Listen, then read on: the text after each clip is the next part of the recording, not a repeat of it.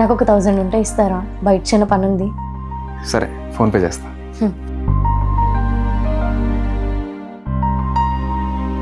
పక్కింటి ఆవిడ మంచి గోల్డ్ చైన్ కొనుక్కుందంటండి. నాకు కూడా కొనొచ్చు కదా? గోల్డ్ చైనేగా, కొనేద్దాం. థ్యాంక్స్ అండి. వాషింగ్ మిషన్ పని చేయట్లేదండి, చేత్తో బట్టలు ఉతకలేకపోతున్నా. కొత్తది కొనొచ్చు కదా? ఇప్పటికిప్పుడు కొత్త వాషింగ్ మిషనా? ఏంటి, డబ్బులు లేవా? ఎప్పుడున్నాయి కనుక ఎప్పుడు చూడు డబ్బులు లేవు డబ్బులు లేవు డబ్బులు లేవు. నాకు ఒక 1000 ఉంటే ఇస్తారా? బయట చిన్న పని ఉంది. సరే, ఫోన్పే చేస్తా. పక్కింటి ఆవిడ మంచి గోల్డ్ చైన్ కొనుక్కుందంటండి. నాకు కూడా కొనొచ్చు కదా?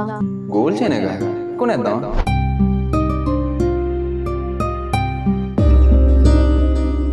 ఏంటి ఇంత లేటు? వారం రోజుల నుంచి చూస్తున్నా, ఎందుకు లేట్గా వస్తున్నారు? ఆఫీస్ అయ్యాక స్విగ్గీలో డెలివరీ జాబ్ చేస్తున్నా. డెలివరీ జాబా? ఎందుకు? నువ్వు అడిగినవన్నీ ఇవ్వాలి కదా. 99 మంచి పనులు చేసి ఒక్క చెడ్డ పని చేసినా మనిషికి ఆ చెడ్డ పని మాత్రమే గుర్తుంటుంది. మిగతా 99 గుర్తుండవు.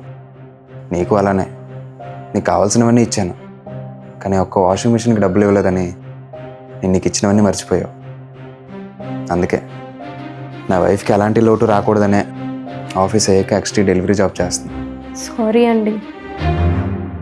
వైఫ్ ఆనందం కోసం కష్టపడే హస్బెండ్స్ చాలామంది ఉంటారు. అడిగినవన్నీ ఇస్తున్నారు కదా అని మీరు కూడా లిమిట్స్ క్రాస్ చేయొద్దు. సిచ్యువేషన్స్ని అర్థం చేసుకోండి.